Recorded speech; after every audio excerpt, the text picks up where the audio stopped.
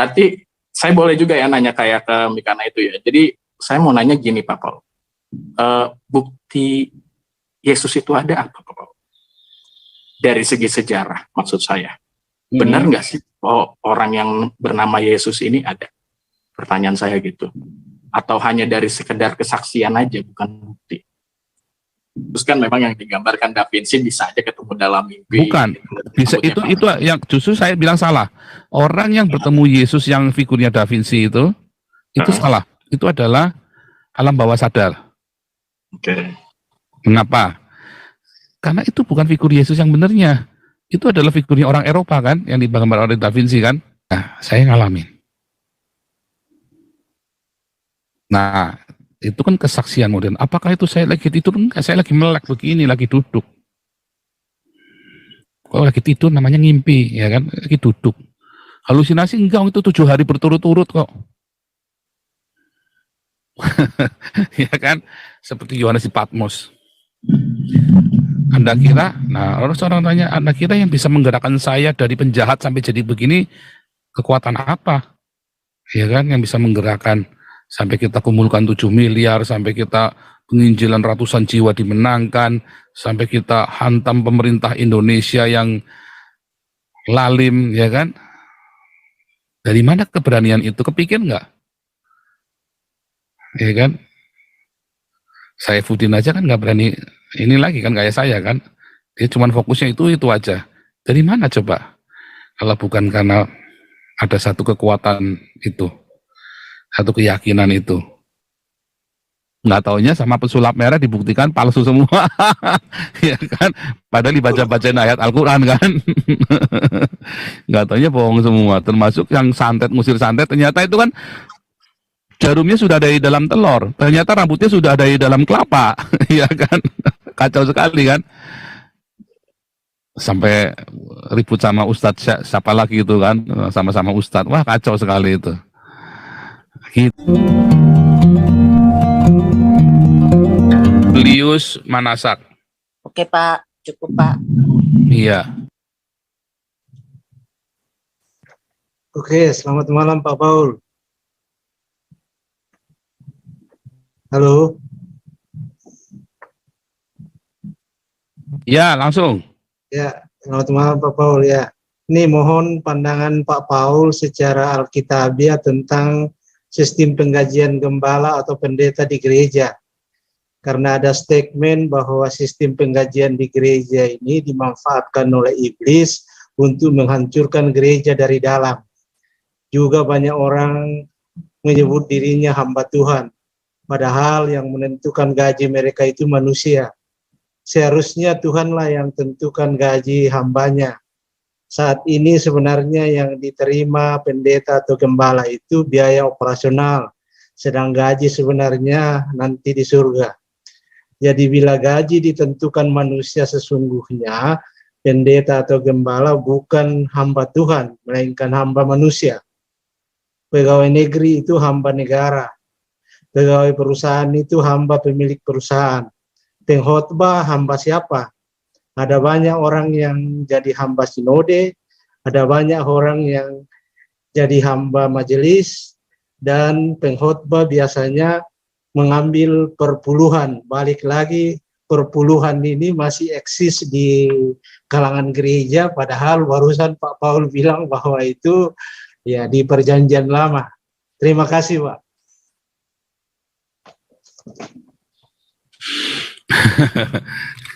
Yang benar itu digaji malah ya. Para imam itu digaji. Para imam itu digaji. Ingat ceritanya di dalam hakim-hakim pun semua para imam digaji.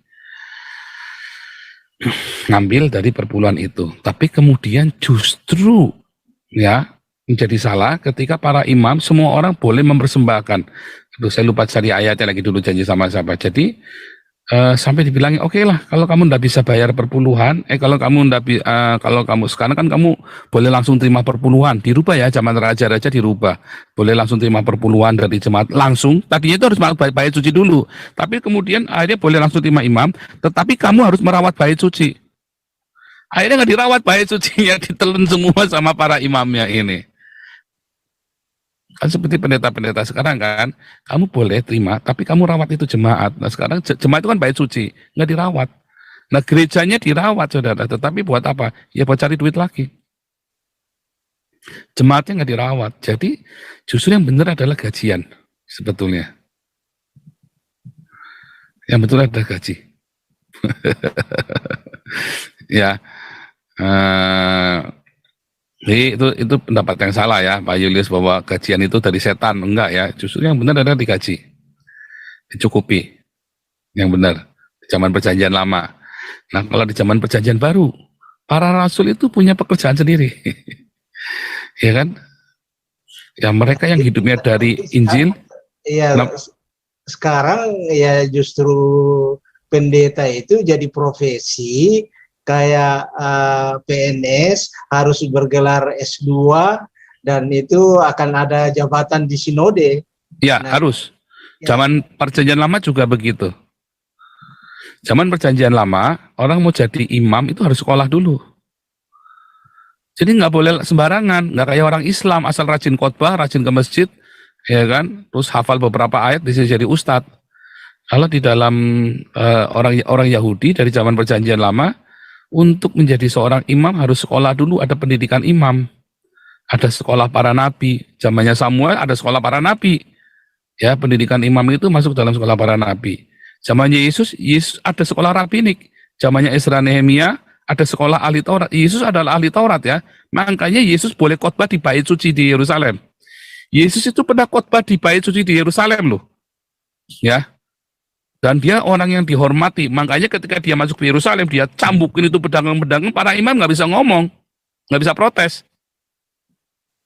Karena Yesus bukan orang sembarangan, dia seorang rabi yang dihormati di Yerusalem, ya yang berpengaruh di sana.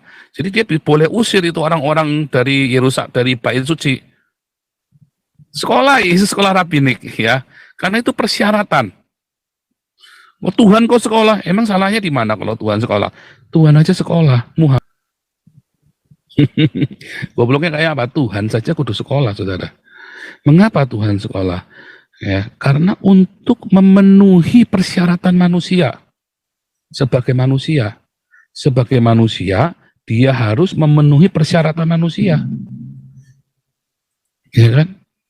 Kalau orang Islam itu kebiasaan melanggar hukum dan tatanan, lalu membuat tatanan sendiri, kan kurang ajar.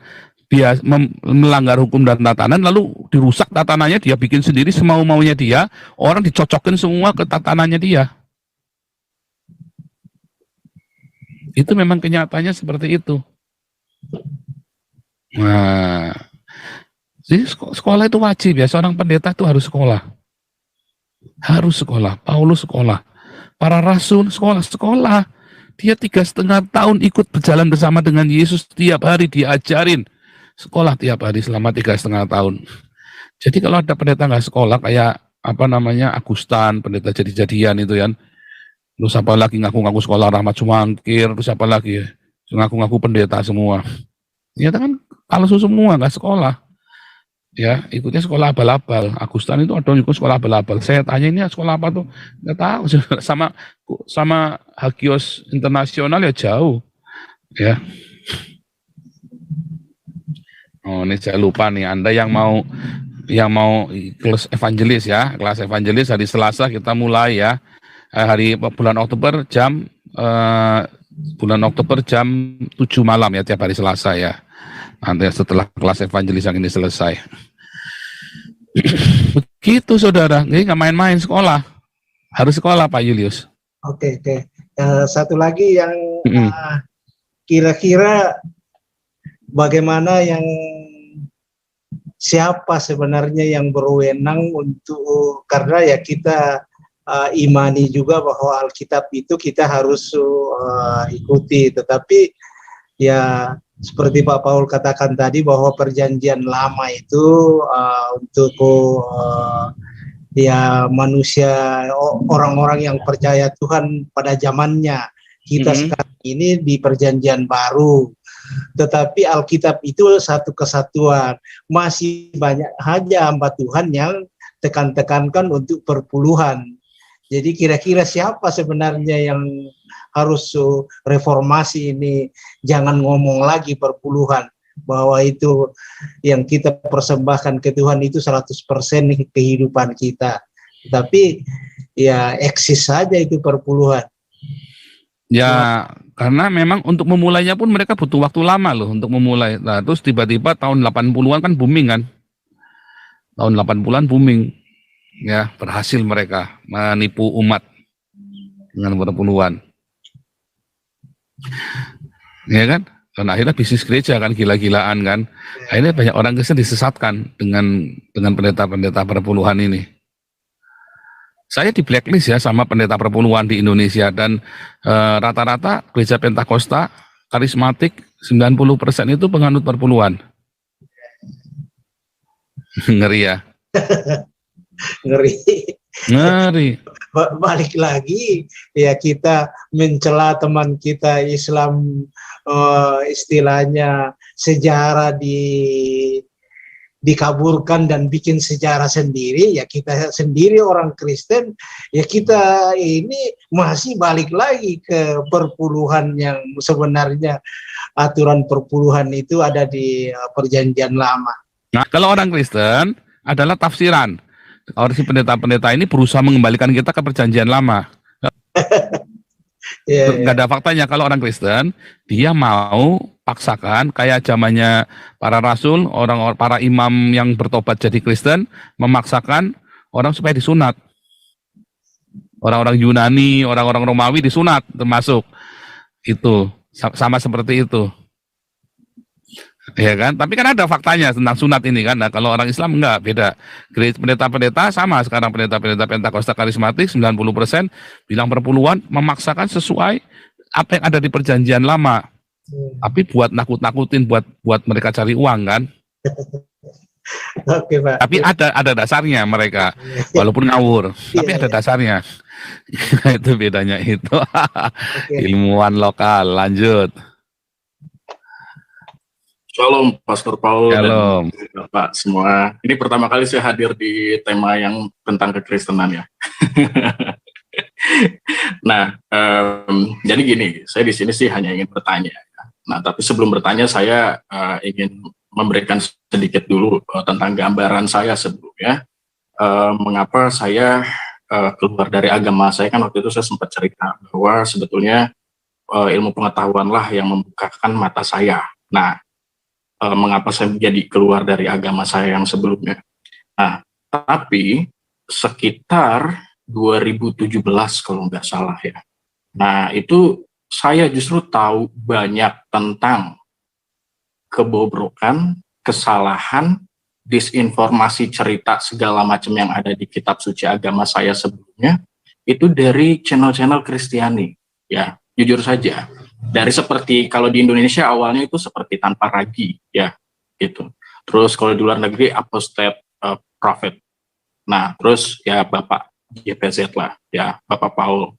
Nah, dari situ saya jadi tahu kebobrokan agama saya yang lama gitu. Karena sebelumnya saya nggak pernah mencari-cari tahu kesalahan agama saya sebelumnya.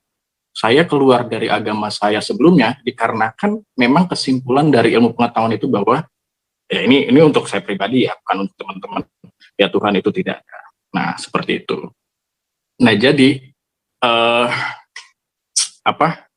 saya hanya ingin bertanya aja sih sebetulnya. Dua hal ya. Yang pertama tentang keislaman, nah biar fair, nanti tentang kekristenan saya juga pengen tanya sama Pak Paul. Boleh Pak Paul? Boleh. Saya nanya kekristenan juga nanti boleh. Nanya kekristenan aja karena kita fokusnya sekarang lagi ibadah.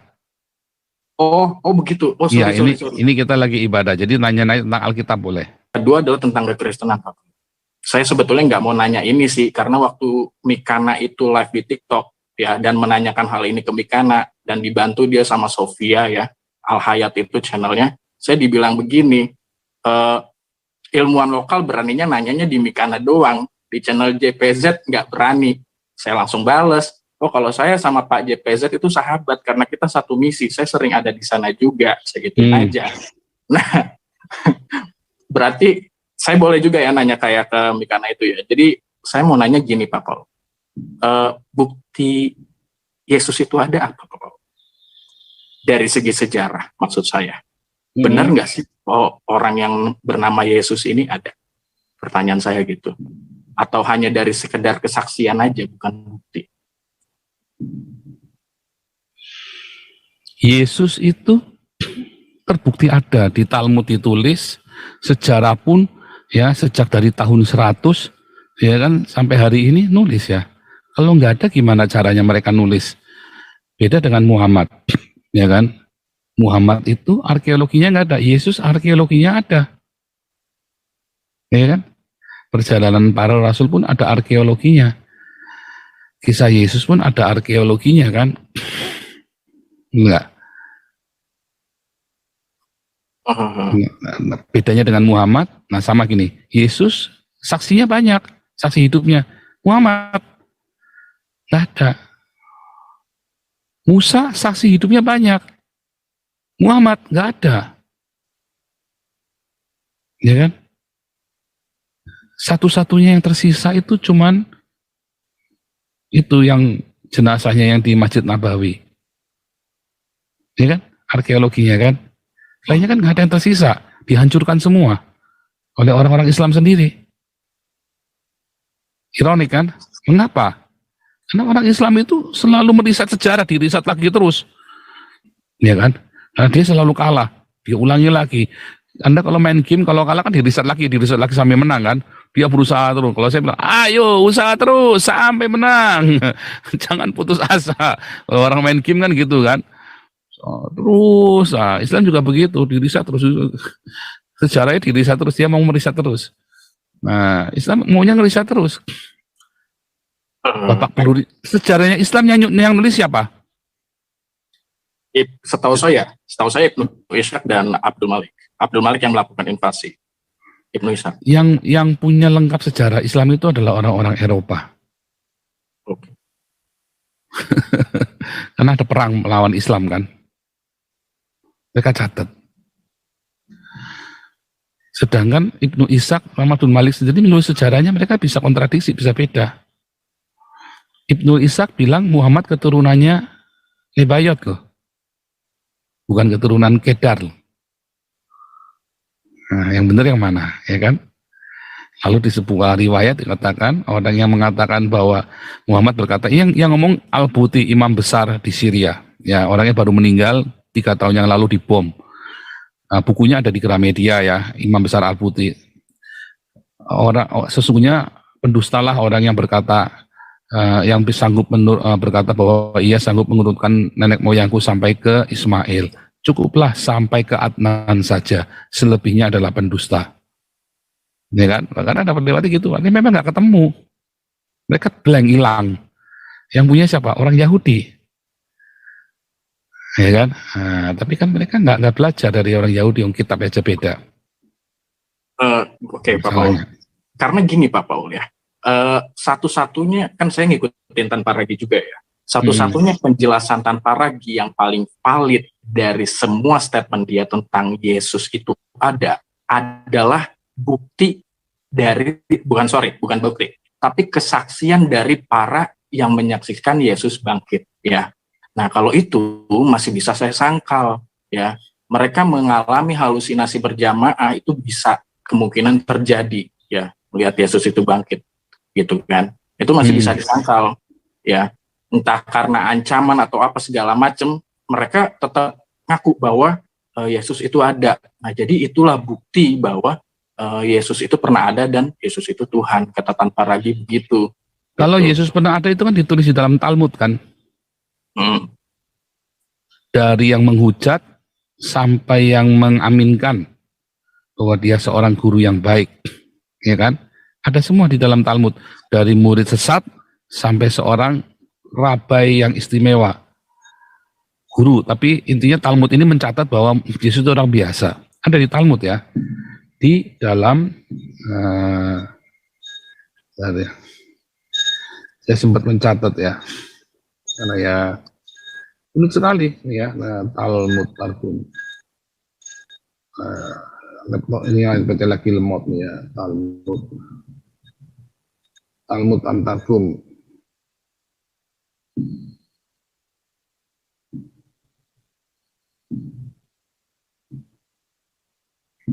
Saya siap nih. Ya, karena balik lagi yang namanya kesaksian orang bisa, namanya manusia itu punya kemungkinan untuk berkamuflase, berbohong gitu kan.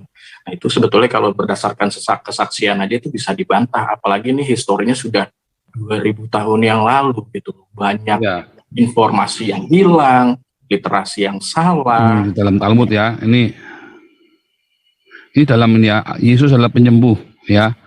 Dalam Tosef Tahulin ya, Yerusalem Syabot, Kohelet Rabah, Babylonian Abada, Yerusalem Aboda Sarah, Yerusalem Syabot. Yesus adalah penyembuh ya. Ada di dalam Talmud ya jadinya ya. Yesus adalah seorang guru ya, Yesus adalah murid yang sesat, Yesus dihukum ya dalam Gitin yang sering dipakai orang Islam. Orang Islam cuma taunya ini doang, ya kan? Tapi tahu nggak ada di sini? Tahu nggak ada di sini? Tahu nggak ada ini? Nggak tahu. Ya ini ada di kelas apologetik. Ada ya. Jadi orang-orang Yahudi pun mencatat Yesus dalam pro dan kontra. Dan itu artinya apakah orang Yahudi mencatatkan berdasarkan orang Kristen? Enggak, dia punya catatan sendiri. Orang Kristen punya catatan sendiri. Ya kan? Artinya loh, ini dua saksi dari dua root yang berbeda loh. Satu dari root Helenis, satu dari root Ibrani. Mereka mencatat siapakah Yesus. Artinya ini orang ini ada. Karena memang diceritakan orang ini ada. Nah masalah bangkit apa enggak, yang dari pihak Yudaisme menolak karena bilang mayatnya dicuri kan. Yang dari pihak Kristen bilang bangkit. Nah sekarang kalau ditanya buktinya apa? Yesus itu ada. Sampai hari ini Yesus masih menjumpai orang-orang, termasuk saya. Kalau dibilang nggak bisa, susah. Oh halusinasi, bisa. Tapi kalau saya memilih dikata bahwa itu bukan halusinasi. Tetapi apakah ada orang-orang yang ditemui Muhammad? Muhammad kayak apa ya? Ya kan? Ya, kalau enggak gini ya, kalau figur Yesus kan memang yang digambarkan Da Vinci bisa aja ketemu dalam mimpi. Bukan, bisa itu yang justru saya bilang salah. Orang yang bertemu Yesus yang figurnya Da Vinci itu salah. Itu adalah alam bawah sadar. Oke. Mengapa? Karena itu bukan figur Yesus yang benarnya. Itu adalah figurnya orang Eropa kan, yang digambar oleh Da Vinci kan. Lalu yang mengalami mimpi-mimpi dan perjumpaan bahwa benar itu Yesus asli seperti apa bentuknya pada saat mereka ditanya? Sama seperti yang ditemui oleh Paulus dan Yohanes. Putih terang benderang. Kita nggak mampu lihat wajahnya. Kita nggak mampu lihat wajahnya. Ya, saya ngalamin. Nah, itu kan kesaksian modern. Apakah itu saya lagi tidur? Enggak, saya lagi melek begini, lagi duduk. Kalau lagi tidur namanya ngimpi, ya kan? Lagi duduk. Halusinasi enggak, itu 7 hari berturut-turut kok. Ya kan? Seperti Yohanes di Patmos. Anda kira, nah orang tanya, Anda kira yang bisa menggerakkan saya dari penjahat sampai jadi begini, kekuatan apa? Ya kan, yang bisa menggerakkan sampai kita kumpulkan 7 miliar, sampai kita penginjilan ratusan jiwa dimenangkan, sampai kita hantam pemerintah Indonesia yang lalim, ya kan? Dari mana keberanian itu? Kepikir nggak? Ya kan? Saya Fudin aja kan nggak berani, ini lagi kan kayak saya kan, dia cuma fokusnya itu aja. Dari mana coba?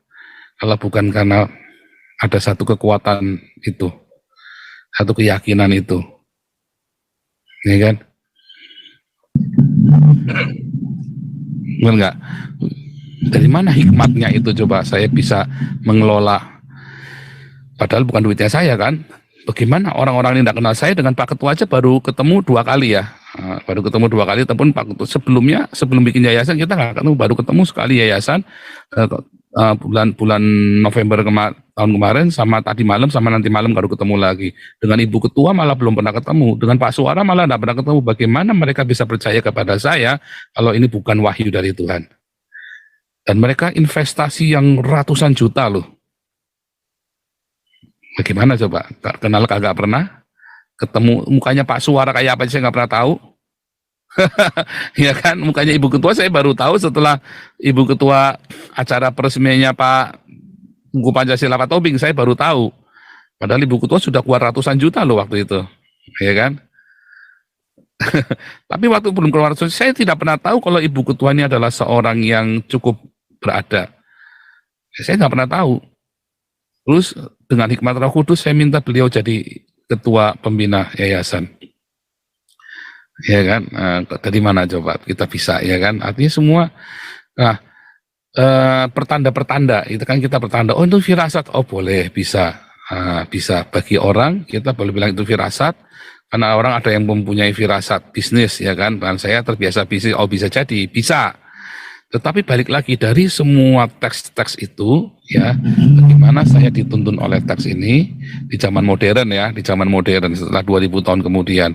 Tapi teks-teks ini kalau kita melakukan kritik historis, ya ada, karena ada saksinya teks yang lain yang tidak satu urut, ya kan? Orang-orang Yahudi yang tadi yang saya tunjukkan tadi, ya, ada di dalam Talmud.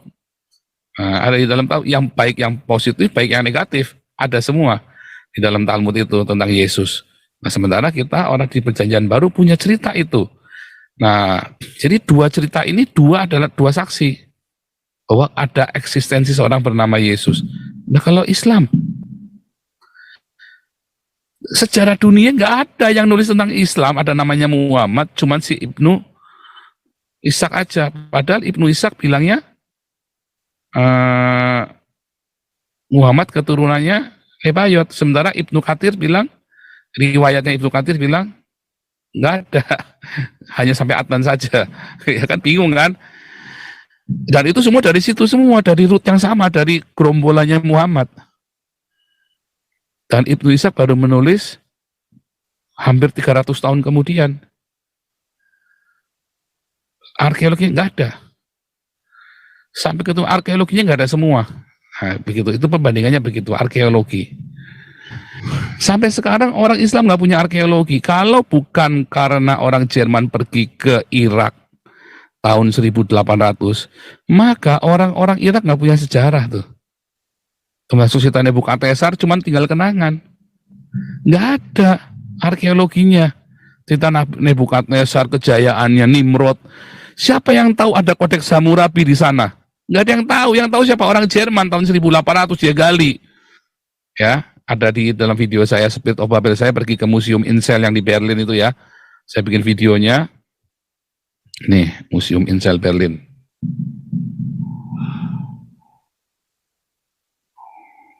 Unik, ya. Nih.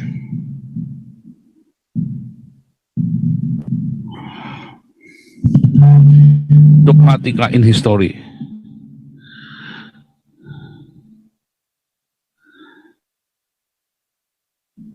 Nih. Araka. Ini asal usulnya nih.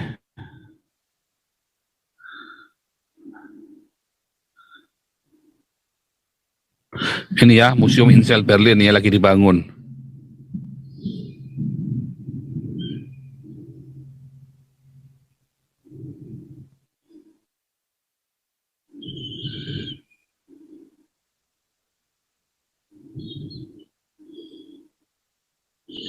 Ini Museum Incel yang di Berlin.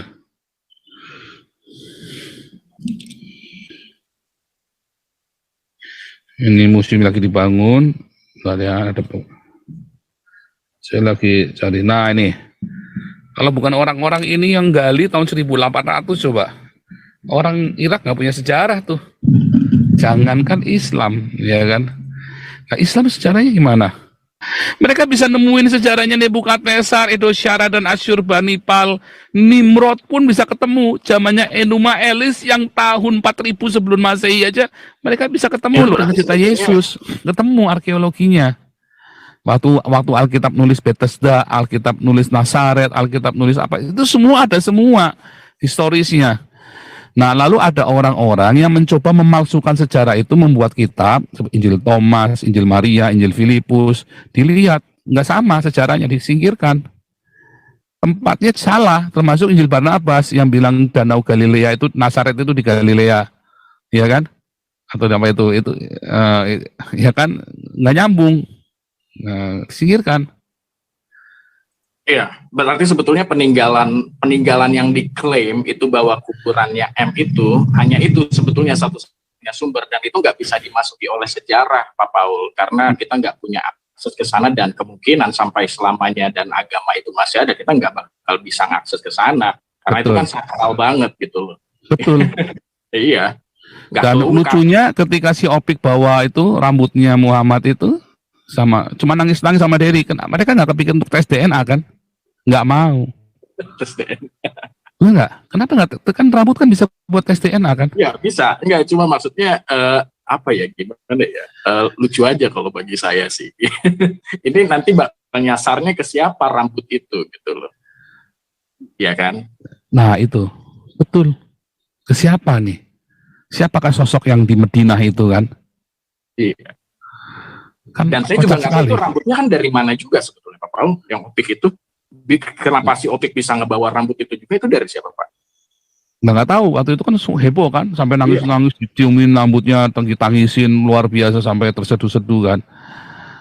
Nah, itu kan kebodohan agama. Di semua agama ada kebodohan-kebodohan seperti itu. Stigmata namanya ya, stigmata, ya kan? Dan kita nggak mau terjebak dalam stigmata, kita mau yang real. Nah, kemudian fakta yang ketiga. Satu tadi ya, Talmud dan Perjanjian Baru menuliskan. Yang kedua ya, ada semua arkeologinya, kecocokan semua nama tempatnya, nggak salah, nggak meleset. Yang ketiga, terus yang ketiga adalah perjumpaan orang di masa modern ini dengan sinar terang seperti yang dijumpai oleh Paulus dan Yohanes, ya kan? Dan yang keempat adalah mujizat-mujizat yang masih terjadi yang dilakukan di dalam nama Yesus. Nah, itu kan semakin bias memang, tetapi itu menjadi konfirmasi, bukan stigmata loh, bukan orang yang sembuh sugesti loh. Ada penyembuh-penyembuh palsu seperti Benny Hinn, ya kan? Bukan sugesti loh, tapi ini loh, ini benar-benar yang sembuh. Saya sendiri mengalami dan saya sendiri menjadi pelaku, ya kan? Jadi alat bagi pembuat mujizat ini. Dan saya melihat orang disembuhkan, kan begitu kan? Saya melihat ya beberapa orang yang udah mati dibangkitkan, mati suri, apapun namanya ya kan. Tapi kan sudah mati, udah dilepas selangnya, terus didoain bangkit. Itu namanya itu ya, Pendeta Yahya Silas yang di Slawi. Orang mati bangkit loh, mati suri ya, semuanya sudah dokter udah bilang mati, ya kan, bangkit 2 kali ya, 2 kali, ya kan. Itu gimana coba? Saya ikut beliau 6 tahun ya, dari kelas 1 SMP sampai kelas 3 SMA. Orang sakit sembuh, orang tetanus didoain sembuh, orang tetanus sudah mau mati tuh masuk kamar gelap. Artinya itu kan jadi tanda ajaib, ya kan, tanda ajaib menjadi saksi bagi kebenaran cerita-cerita yang dalam Perjanjian Baru itu. Termasuk di samping Talmud tadi. Jadi berbagai tanda bukti dan saksi. Waduh, udah lengkap tuh. Ya kan, tanda bukti saksi sejarah. Nah, kalau nggak taunya sama pesulap merah dibuktikan palsu semua. Ya kan, padahal dibaca-bacain ayat Al-Quran kan. Nggak taunya bohong semua, termasuk yang ngusir santet, ternyata itu kan jarumnya sudah ada di dalam telur, ternyata rambutnya sudah ada di dalam kelapa. Ya kan, kacau sekali kan. Sampai ribut sama ustadz siapa lagi itu kan, sama-sama ustadz, wah kacau sekali itu. Gitu ya. Jadi iman kita harus rasional. Saya tidak menyalahkan pertanyaanmu, karena iman kita memang harus rasional. Dan yang paling penting ya, setelah ada itu ya, yang membuat kita percaya, saya tidak bisa meyakinkan siapapun untuk percaya. Yang bikin percaya Tuhan, Roh Kudus sendiri. Kalau kamu misalnya belum terpanggil, belum terpercaya, ya nggak apa-apa, nanti suatu ketika melihat sendiri. Dan saya berdoa supaya bisa, karena nggak bisa dipaksa. Dengan sedemikian tanda ajaib, ada orang dikasih tanda, oh iya ya sejarahnya pas, langsung dia bisa percaya. Ada orang pernah nanya saya, anak bule ya, nanya tentang penciptaan. Semua pendeta nggak ada yang bisa jawab, dia ketawain semua, dia bully pendeta-pendeta ini kan, Alkitab ini. Terus saya bilang, loh salah, tak ceritain apakah arti Yom. Ya, bahwa ternyata dari Abraham sampai Adam, kalau ngitung sehari 12 jam mataharinya ya, matahari kan 12 jam tuh bersinarnya kan. Kalau ngitungnya 12 jam, jam 6 pagi sampai jam 6 sore, maka dari Adam sampai ke Nuh, itu bisa 200 juta tahun jaraknya. Karena ngitungnya Yom. Nggak dihitung 24 jam atau 12 jam, tapi Yom. Yom itu matahari terbit sampai matahari terbenam kayak di kutub utara, Yomnya itu bisa 180, bisa 4.000 jam tuh. Satu Yom itu 4.000 jam. Dia kaget, dia ngelihat, oh iya ya, dia tanya, dia ketawain, kenapa matahari diciptakannya setelah tumbuhan? Terus saya bilang, memang tumbuhan nggak perlu matahari. Tumbuhan hanya butuh lambda sinar tertentu. Yang itu bisa dari meteor-meteorit, dari ledakan sinar kosmis, semua bisa ada. Ya kan? Dan tumbuhan hanya butuh itu. Nah, dan saya seorang sarjana agroteknologi ya, jadi saya ngerti, ya kan, saya ngerti fisiologi tanaman, saya ngerti, ya kan. Itu saja dia tetap nggak percaya. Dia bilang, oh baru hari ini ada orang yang bisa menjelaskan tentang Alkitab penciptaan kepada saya. Dia bilang, saya heran, kenapa orang-orang Belanda nggak ada yang bisa jelasin kepada saya, malah ini pendeta Indonesia bisa. Terus, oke, kamu mau terima Yesus sekarang setelah kamu tahu bahwa Alkitab ini benar? Belum, Pak. Masih bilang belum, coba. Padahal dia sudah mengakui, sudah admit. Dia sampai tertakjub ketika saya menjelaskan tentang penciptaan itu. Tapi dia bilang, saya belum. Saya belum tergugah untuk percaya kepada Yesus. Gitu, Pak. Padahal saya sudah menjelaskan dengan sangat logis sekali dan dia bisa terima. Gitu, Pak ilmuwan. Ya, ya jelas Pak Paul. Thank you, itu aja pertanyaan saya. Makasih. Iya, Ali Panji.